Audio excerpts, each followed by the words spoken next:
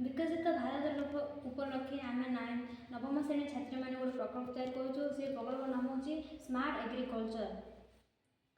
Smart agriculture green house effect. Green house effector काम कौन? कृषि हूँ भारतीय अर्थनैतिक कार्यकलाप मेरुदंड और गत 50 वर्ष मध्य आमर अभिज्ञता कृषि अभिवृद्ध और समृद्धि मध्य संपर्क को दर्शाऊे।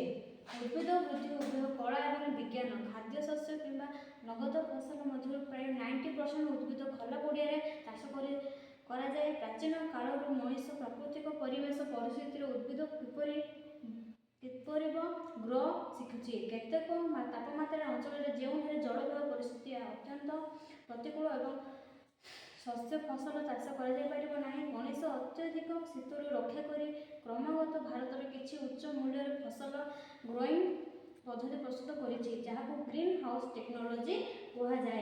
तेणु ग्रीन हाउस टेक्नोलोजी हूँ उद्भिद गुड़िकर अनुकूल परिवेश स्थिति जोगाइबा। यह उद्भिद को प्रतिकूल जलवायु परिस्थिति जेपरिक पवन ठंडा प्रबल वर्षा अत्यधिक विकरण अत्यधिक तापमात्रा कीटपतंग और रोगर रक्षा करने व्यवहृत हुए।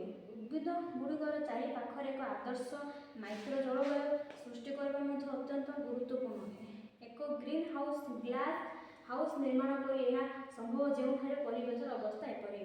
द्वितीय हूँ rain water harvesting. Rain water harvesting काम हूँ सबुआड़े पानी जोगाइबार काम। वर्षा होबार संरक्षण रखी सोलार पैनल रु स्वयं चालित पंप तैयारी करा जायछि। स्वयं चालित पंप जो सबुआड़े पानी पठाई पारिबा। तीन रोचे ये गोटे बगीचा अच्छे बगीचार फसल किसी लगी चारिपटे तार बेड़ा जाइए कि पक्षी जो गृहपालित पशु जो आसवे खाइबा से गोटे तार बेड़ा जाइए तार गोटे झटका लगे से झटकार मात्र किसी मात्र क्षति हम ना। चारि हूँ तापमात्रा मॉनिटरिंग सहित स्वयंचालित जलसेचन व्यवस्था।